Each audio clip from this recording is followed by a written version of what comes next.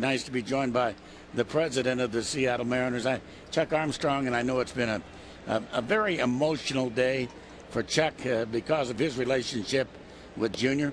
Tell us what transpired today, how this all came down. Well, about 3 o'clock, I got a call from Brian Goldberg, Ken's agent, and of course I've been talking to Ken. I talk to him every day, and it's not about retirement, just about things that go on in his life.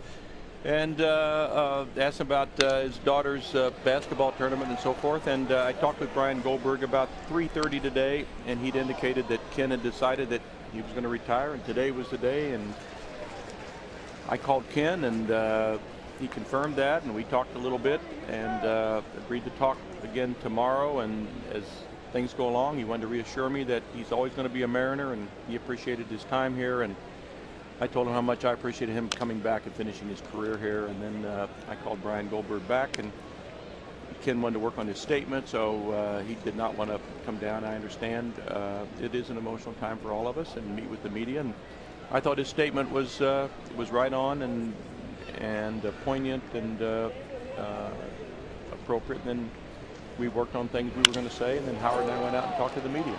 I know that Junior, even when he played with the Cincinnati Reds, your relationship with him continued. He even requested that you come and give him one of the game's great awards one particular night, make a speech for him. That's how affectionate he was for you, and I know the feeling was mutual. Absolutely. You know, I think the two best signs I ever personally was involved in were Ken Griffey Jr. in 1987 and Ken Griffey Jr. in 2009.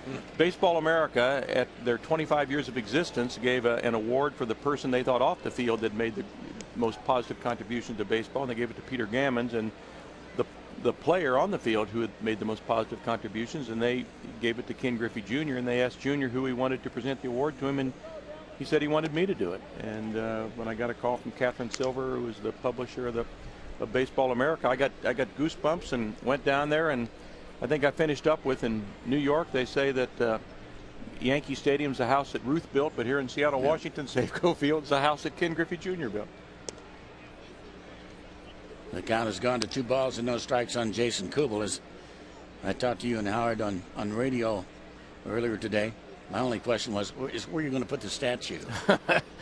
Well, there's a lot to happen. You know, this just happened today, and I think it's all got to settle in. I talked to the commissioner about it, and he told me some stories of that, how Ken had called him and how positive Ken was in the 90s, and he's just a special person, a special player, and he's #1 in our hearts. Well, what I'll always remember about him is his humanity, about how he's always spent all of that time with those kids from the Make-A-Wish Foundation, hours and hours and hours, and you would go down there and there would be no publicity. All of a sudden you'd just walk down into the dugout of the clubhouse like we do every day, and there he is with this young man. And he didn't spend 5 minutes with him, he spent a couple hours with him. That's right. It wasn't just a photo op with these kids, and it was hard, you know, seeing these wonderful little children with perhaps terminal diseases. Terminal diseases, exactly right. And that strike 3 called right at the knees to Kubel. And Ken, what he did here with Rainier Vista Boys and Girls Club, but what he's done nationally on the he's on the National Board of Directors of the Boys and Girls Clubs. And then remember when he came back here with Cincinnati, it was his idea. He autographed 1,000 baseballs that we auctioned off, and 1/3 of the proceeds went to Children's Hospital in Seattle, 1/3 to Children's Hospital in Cincinnati, and 1/3 to Children's Hospital in Orlando. I mean, what a great who guy. will ever forget that weekend? It was just a love-in that weekend. Yep. And the Mariners swept all 3 games, and I got to see Ken Griffey Jr. hit home run. That's right. Last game. That's right. Sent him on his way and said, you know, when you're done, come on back as a Mariner. And I know that before the year is out, we're going to have a day when we can properly say goodbye to Ken, when the emotions kind of quiet down a little bit and he can come back and we can pack this stadium and all say thank you very much. I sure hope so. And yeah, he made it clear to me that he wants to stay a Mariner the rest of his life. His agent Brian Goldberg did too. I'm going to talk to Ken again tomorrow, and Brian. There's a sharp ground ball hit to the shortstop. and J.J. Hardy throws out Milton Bradley. Now, you know, one of the great photos in Mariner history is when he slid across home plate.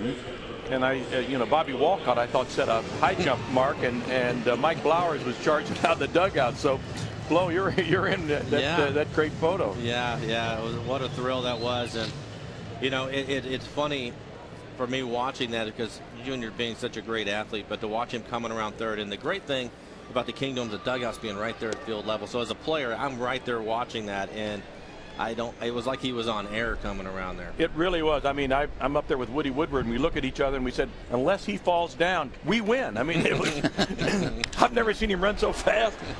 Look at this. This is just after the tribute video. Well, I kind of teared up a little bit today myself. You're not human if you didn't. Right.